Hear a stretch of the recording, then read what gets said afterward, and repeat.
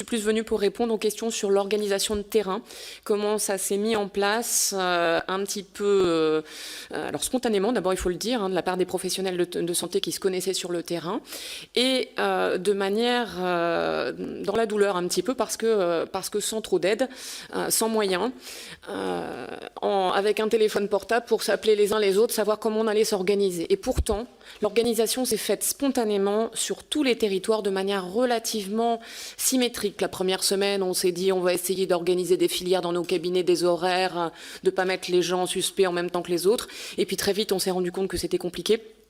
Que, en fait, faire venir dans nos cabinets des gens suspects Covid, alors qu'on n'avait pas de moyens de protection ni pour eux, ni pour nous, ni pour la secrétaire, des moyens au niveau de l'hygiène du cabinet qui étaient compliqués à obtenir.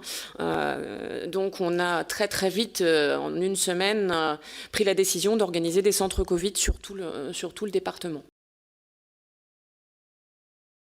C'est que les médecins généralistes ont été au rendez-vous. On a été là même avant le premier jour, on a commencé à se questionner bien avant que les institutions se bougent. Et on a été extrêmement inventif et on s'est adapté aux différents territoires. Donc par exemple, ce qu'on a mis en place dans le 18e ne ressemble pas à ce qui a été mis en place à l'île d'Oléron. Les réalités étaient différentes, donc on a des populations différentes, des moyens différents, des ressources différentes, et on a pu s'adapter au jour le jour à ce qu'on connaissait de l'épidémie, aux besoins des populations et aux besoins des professionnels aussi. Les médecins généralistes ont été au rendez-vous, mais pourtant, j'ai jamais entendu une seule fois M. Salomon prononcer ce nom. Une profession dont on ne prononce pas le nom est-elle une profession qui n'existe pas?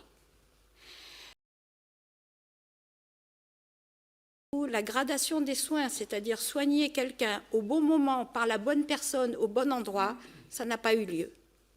On ne s'est pas appuyé sur les soins primaires. TMG France a fait des enquêtes, 3 enquêtes successives, et la première enquête montrait que les généralistes avaient vu 1 850 000 patients, et au bout de la 3e enquête, on en avait vu 2 millions. Ces 2 millions, personne n'en a parlé, ça n'intéresse personne. On a vu quand même le dysfonctionnement du 15. Avec un seul décroché pour une question du genre comment s'attrape le Covid ou alors je ne peux plus respirer, qu'est-ce que je fais? Donc il y a une perte de chance pour les gens qui avaient vraiment besoin de soins urgents. Le 15 est indispensable, on en a besoin, mais il faut le recentrer sur sa mission. Et se repose donc la question du SAR, c'est de la régulation libérale territoriale qui permet de répondre aux questions de comment ça s'attrape le Covid, est-ce que je peux avoir un rendez-vous parce que j'ai mal au dos, enfin aux questions qui ne doivent pas passer par le 15. Ça, ne reproduisons pas les mêmes erreurs. Si deuxième vague il y a, si vaccin il y a, s'il vous plaît, c'est pas à l'hôpital, c'est vraiment sur les régulations territoriales qu'il faudra, les organisations qui sont nées, qui ont été boostées. Moi, je tire un coup de chapeau à tous les professionnels du territoire. Si monsieur le directeur général de la santé ne l'a pas fait, moi je le fais, parce que vraiment France entière, les collègues se sont bougés et ont été au rendez-vous.